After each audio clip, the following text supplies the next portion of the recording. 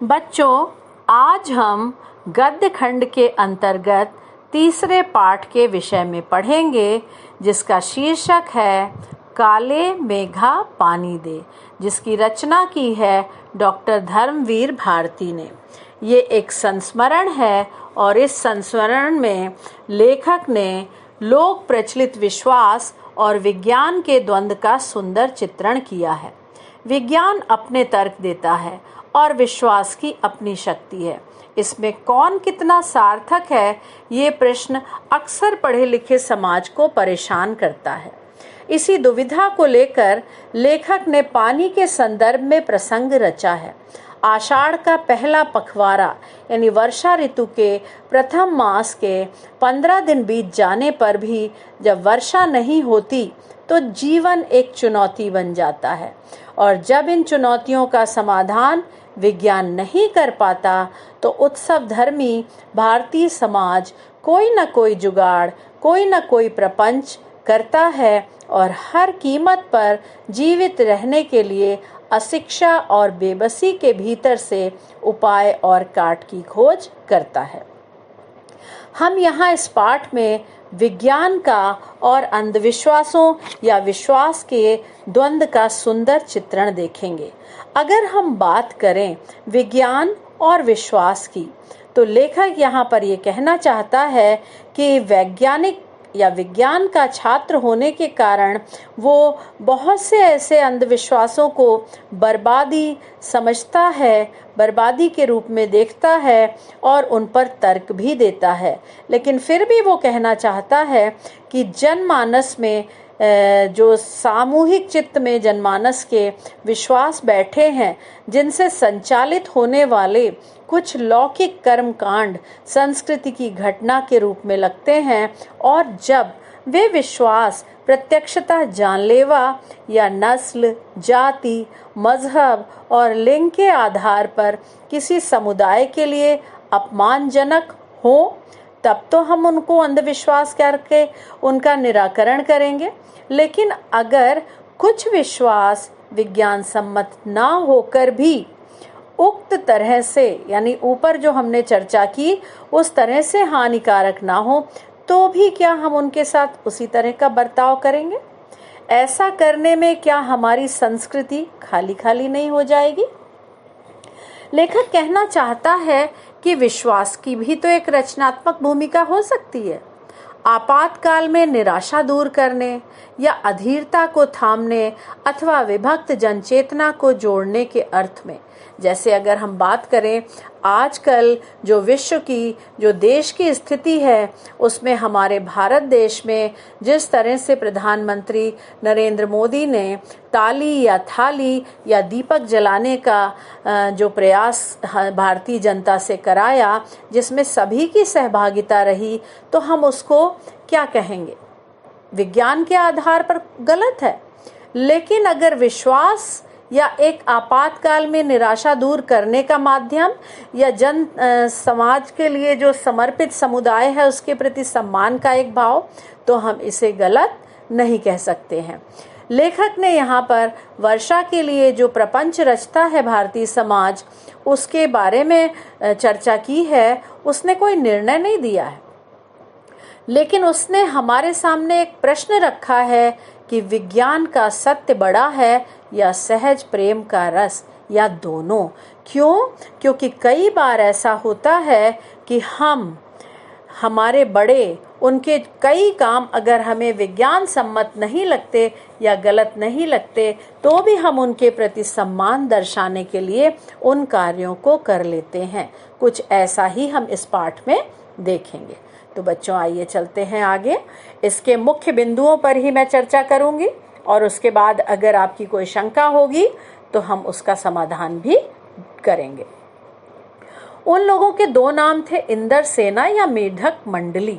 यानी इसमें जो पाठ का प्रारंभ हुआ है कि उसमें एक इंद्र सेना है जिसको मेढक मंडली भी कहते हैं। नाम तो दोनों एक दूसरे के बिल्कुल अलग हैं।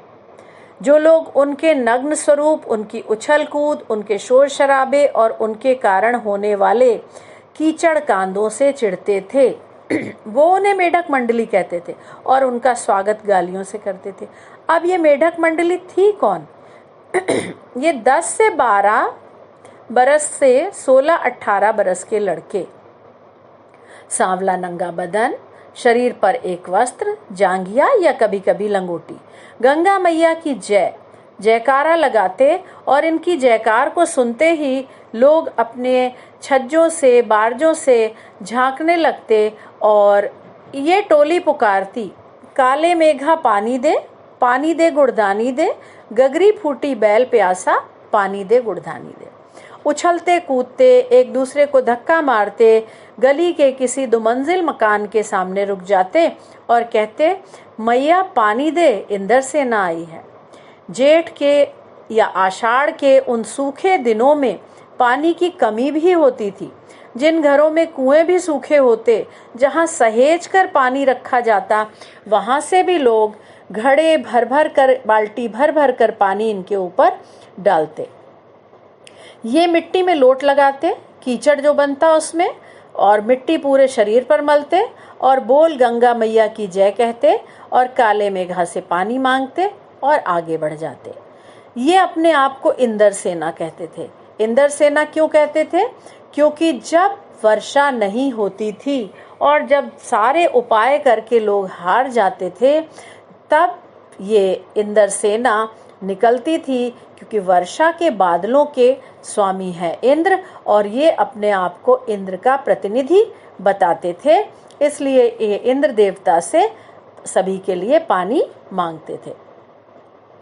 शहर में, गांव में, गली मोहल्ले में वर्षा के अभाव में सारे स्थानों की, सारी जगह की स्थिति बड़ी दयनीय हो जाती थी। ये ऐसे दिन होते थे जब लोग गर्मी में भुन भुन कर त्राहिमाम अर्थात रक्षा करो हे ईश्वर की प्रार्थना कर रहे होते। जेठ के अंतिम 10 दिन बीतकर जब आषाढ़ का पहला पखवाड़ा यानी 15 दिन भी बीत जाते और बादलों पर, आसमान पर कहीं बादल नहीं दिखाई देते, कुएं सूखने लगते, नलों में एक तो बहुत कम पानी आता और आधी रात को खौलता हुआ अगर आता भी तो, और शहर की तुलना से गांव और भी दयनीय स्थिति में होता। जहां खेत जोते जाने चाहिए थे, वहां मिट्टी सूखकर पत्थर हो जाती, पपड़ी पड़कर जमीन फटने लगती, लू ऐसी कि चलते चलते आदमी आधे रास्ते में लू खाकर गिर पड़े, पशु पक्षी जीव जंतु सब प्यास के मारे मरने लगते, लेकिन बारिश का कहीं नाम निशान नहीं। तब निकलती थी इंद्र सेना या मेढक मंडली। तो अब आगे बढ़ते हैं। यहाँ तक मुझे आशा है आपको समझ में आ गया होगा। तो इंद्र सेना पानी मांगने के लिए निकलती और बड़ी मुश्किल से इकट्ठा किया हुआ पानी लोग उस पर फेंकते। लेखक को एक बात समझ में नहीं आती, वो ये सोचता, उसका भोला मन ये सोचता कि वो एक तरफ तो पानी की इतनी कमी है, तो लोग जो घर में इतनी मुश्किल से पानी इकट्ठा करके रखते हैं, इनके ऊपर क्यों फेंकते हैं? कैसी निर्मम बर्बादी है पानी की।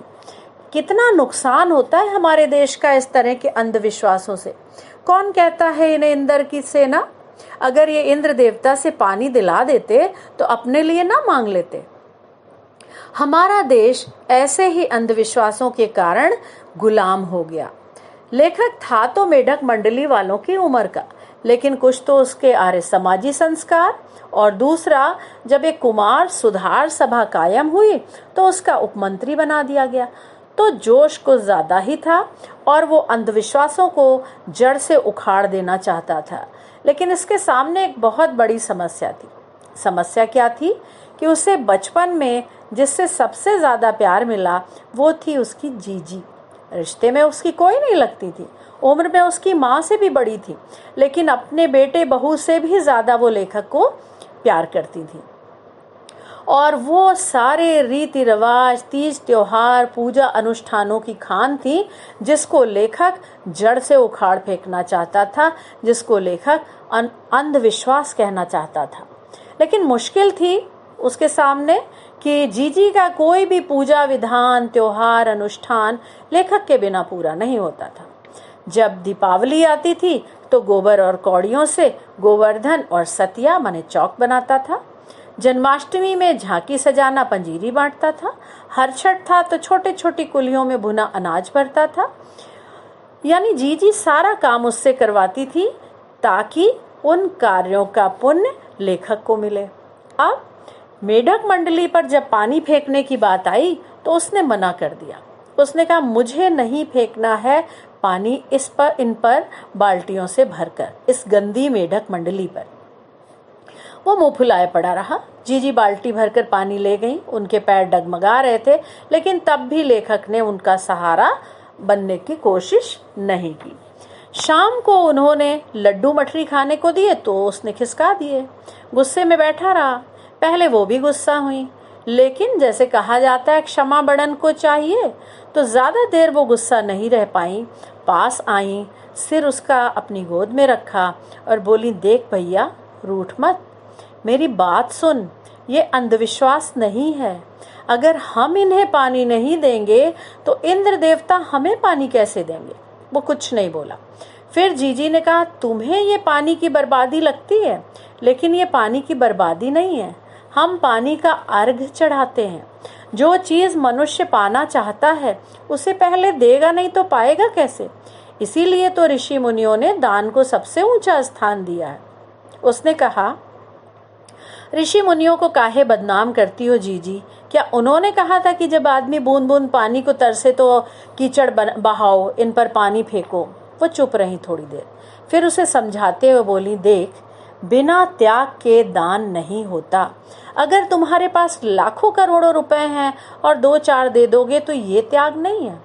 त्याग वो है जब जो चीज तुम्हारे पास भी कम है, जिसकी तुम्हें भी जरूरत है, तो अपनी जरूरत पीछे रखो, दूसरे के कल्याण के लिए दो। यही त्याग है, इसी का फल मिलता है। उसने कहा, कोई फल वल नहीं मिलता, लेकिन फिर भी उसे लगा कि जीजी की बातों के आगे कहीं वो धीरे धीरे कमजोर पड़ रहा था। जीजी ने आगे फिर कहा, देखो, तुम तो पढ़े लिखे हो, मैंने तो गांव के विद्यालय का मुंह भी नहीं देखा, लेकिन एक बात जरूर जानती हूँ कि अगर 30-40 मन गेहूं उगाना है किसान को, तो 5-6 सेर अच्छा गेहूं अपने पास से जमीन में क्यारियां बनाकर फेंक देता है। इसे बुआई कहते हैं। ये जो सूखे में हम अपने घर का पानी फेंकते हैं, इसे बुआई कहते हैं। हम पानी गली में बोएंगे तो शहर, कस्बे, गांव सब पर पानी वाले बादलों की फसल आ जाएगी। हम काले मेघा से पानी मांगते हैं, बीज बनाकर पानी देते हैं और वो हमें बदले में वर्षा के रूप में मिलता है। सब ऋषि मुनियों ने भी तो कहा है कि पहले खुद दो, तब देवता तुम्हें 4-8 करके लौटाएंगे। भैया, ये तो हर आदमी का आचरण है, जिससे सबका आचरण बनता है। कहा जाता है यथा राजा तथा प्रजा, लेकिन यही सच नहीं है। हमें इसका दूसरा पहलू भी देखना चाहिए कि जैसी प्रजा वैसा राजा। यही तो गांधी जी ने भी कहा है। जीजी राष्ट्रीय आंदोलन में अपने बेटे को सहयोग देने के लिए समर्पित कर चुकी थी, तो वो गांधी जी की भी बात करती थी। यानी कहने का मतलब ये है कि राजा होगा उसी तरह की प्रजा होगी, ये भी ठीक है, लेकिन जैसी प्रजा होगी उस प्रजा के अनुसार राजा भी होगा। प्रजा के अनुसार राजा को भी अपने आप को परिवर्तित करना पड़ेगा। बात यहाँ पर समाप्त हो गई। लेखक ने अंतिम अनुच्छेद में एक प्रश्न छोड़ा है हमारे सामने, आज की परिस्थितियों से जोड़ा है और ये सोचने के लिए विवश किया है हमें कि संस्कार या संस्कृति या विश्वास के नाम पर जो पुराने लोग करते थे, क्या वो गलत है, या आज जो वैज्ञानिक उपलब्धियों के नाम पर विज्ञान की दुहाई देकर जो आचरण हम करते हैं वो पूरी तरह सही है। निष्कर्ष आपके ऊपर है। तो अंतिम अनुच्छेद पर हम चर्चा करते हैं। वो कहता है, इन बातों को आज 50 से ज्यादा बरस होने को आए। यानी जो चर्चा उसने पानी फेंकने के लिए जीजी से की थी वो आज 50 साल हो गए, लेकिन ज्यों की त्यों मन पर दर्ज है। यानी ये बातें जिसको हम कहें एक सूक्ति या एक कोटेशन है ना, या एक वैल्यू बेस्ड सेंटेंस, एक ऐसा अमिट वाक्य जो उसके मन पर ज्यों का त्यों अंकित है। वो कहता, कभी कभी कैसे कैसे संदर्भों में ये बातें मुझे कचोटती हैं और मैं सोचता हूँ कि हम आज देश के लिए करते क्या हैं। मांगे तो हर क्षेत्र में बड़ी बड़ी हैं, लेकिन त्याग का कहीं नाम निशान नहीं। आज हम से मैं पर आ गए हैं। अपना स्वार्थ आज एकमात्र लक्ष्य रह गया है। हम चटखारे लेते हैं, इसके या उसके भ्रष्टाचार की बातें करते हैं, लेकिन क्या कभी हमने ये सोचा है कि अपने स्तर पर हम अपने दायरे में उसी भ्रष्टाचार का हिस्सा तो नहीं बन रहे हैं? काले मेघा के दल उमड़ते हैं, पानी झमाझम बरसता है, पर गगरी फूटी की फूटी रह जाती है, बैल पियासे के पियासे रह जाते हैं। आखिर कब बदलेगी यह स्थिति? लेखक कहता, ऐसा नहीं कि बादल नहीं छाते, वर्षा नहीं होती, पानी नहीं बरसता, लेकिन स्थिति होती है कि बादल भी छाते हैं, वर्षा भी होती है, लेकिन गगरी फूटी रह जाती है, बैल प्यासे रह जाते हैं। मतलब बड़ी बड़ी योजनाएं बनती हैं, बड़े बड़े बजट आते हैं, बड़ा बड़ा पैसा मिलता है विकास के नाम पर, योजनाओं के नाम पर, लेकिन वो पैसा ऊपर से नीचे तक पहुंचते हुए, जनता के सेवा तक पहुंचते हुए, जनता के हित तक पहुंचते हुए बीच में ही कहीं खा पी लिया जाता है और गगरी फूटी रह जाती है, सारा पानी बह जाता है। यानी वो पैसा जिसके लिए था उस तक नहीं पहुंचता और बैल प्यासे के प्यासे रह जाते हैं, यानी स्थिति यथावत रह जाती है। तो लेखक ये प्रश्न के साथ हमें छोड़ देता है कि ये स्थिति कब बदलेगी।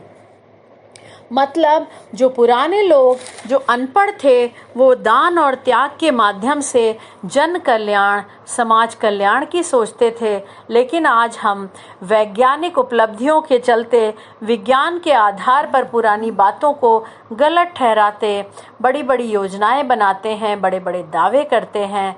लेकिन क्या हमें लगता है कि जो हित हमें सोचना चाहिए समाज के लिए, वहाँ हम सही हैं या गलत हैं? आप स्वयं सोचिए। तभी आज देश में जो विषम परिस्थितियां, जो भ्रष्टाचार राष्ट्रीय अंतर्राष्ट्रीय स्तर पर कहें, हमें व्यथित करती हैं कई मौक़ों पर, और तब पुराने लोगों द्वारा कही हुई बातें हमें अक्सर याद आती हैं। इसी पर हमने पिछले साल कक्षा 11 में एक शेर पढ़ा था गज़ल के अंतर्गत, कहाँ तो तय था चिरागा हर एक घर के लिए, कहाँ चिराग मयस्सर नहीं शहर के लिए। आपको याद होगा तो सोचिए बच्चों, इस पर हम फिर चर्चा करेंगे। इसी पाठ के प्रश्नोत्तर को लेकर हम फिर चर्चा करेंगे। आज की कक्षा यहीं समाप्त करते हैं। धन्यवाद बच्चों।